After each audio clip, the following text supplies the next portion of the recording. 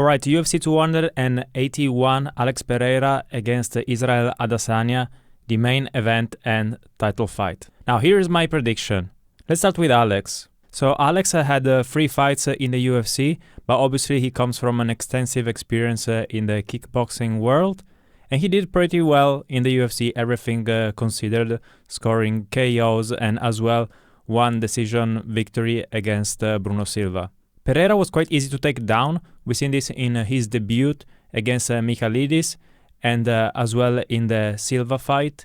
Everything considered, Pereira is quite hittable. We've seen in the Bruno Silva fight that he was able to have the better of the exchanges several times, especially when Pereira was trying to get out of the pocket, framing with his lead hand and getting tagged. Pereira also tends to put himself in the line of danger in order to score his shots, but is quite defensively aware.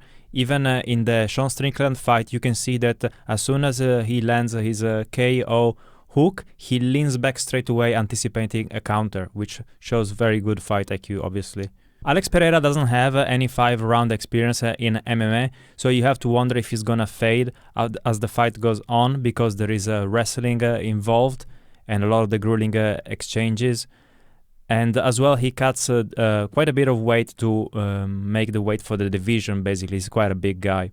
He also trains with Glover, which is a high-level grappler, and that is the area where he needs the most work. So I think we'll see a lot of fast improvements from him.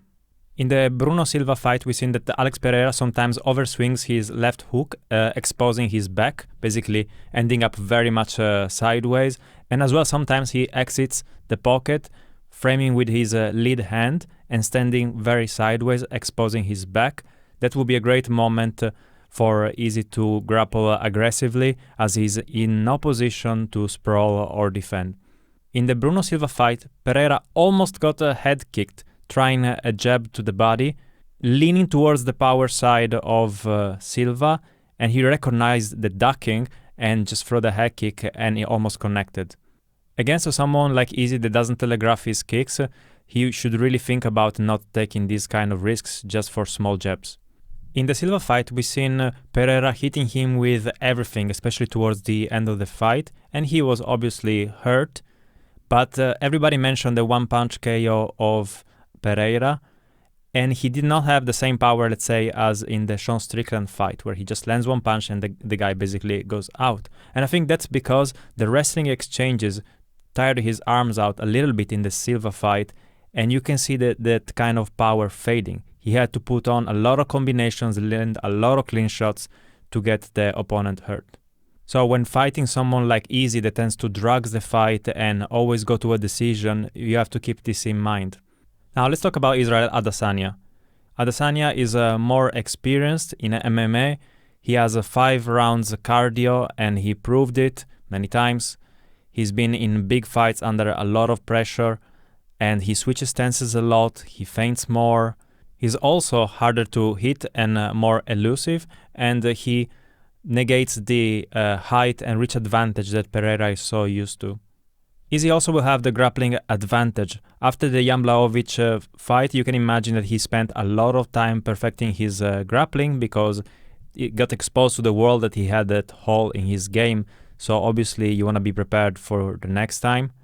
And I think that the reason why we don't see so much of his grappling is just because as a martial artist he brings the fight where he has the advantage. And because of his kickboxing pedigree, in most cases it's the striking, so he has no reason to push the grappling. But in this fight, if he thinks that he's losing the exchanges against Pereira, I wouldn't be surprised to see him grappling offensively and bringing the fight where he has the advantage. Izzy is very good at imposing his range, and has also a lot of octagon awareness because he spent more time in the octagon. Also, standing southpaw, he's gonna have the liver kick advantage compared to Pereira. Also, I think that this fight means a lot to Adesanya because of the previous KO loss against Pereira in kickboxing. Also, Pereira made fun of his training videos and kind of poked him a little bit. The KO loss that Israel suffered against Pereira was in kickboxing, and it was 5 years ago in a total different sport, with different gloves, with different rules, and the experience at the time was also different. So Israel now barely gets touched by his opponents, while we've seen the new version of Pereira getting touched up by Silva, which is nowhere near the skills of Israel Adesanya. Also, looking 5 years or more in the past, I don't think it gives you an accurate representation of who the better fighter is today. If you see, even in my breakdowns, I usually go about 3 years back, 4 years rarely, but usually 3 years I think is the sweet spot, because so much can happen in terms of improving in grapplings and striking that won't make anything irrelevant. A lot of the holes that were 5 years ago present, they are not present today. It's just too much time. To wrap it up, my pick for this fight is Israel Adesanya. And the reason is, he's the most experienced fighter. He has 5-round MMA experience. He switches stances, feints, brings a little bit more to the table. He's the better grappler. And he proved that he can keep his style up for 5 rounds against the top of the top competition in MMA and come out victorious. Let me know in the comments who your pick is. Like and subscribe, and I'll see you next time.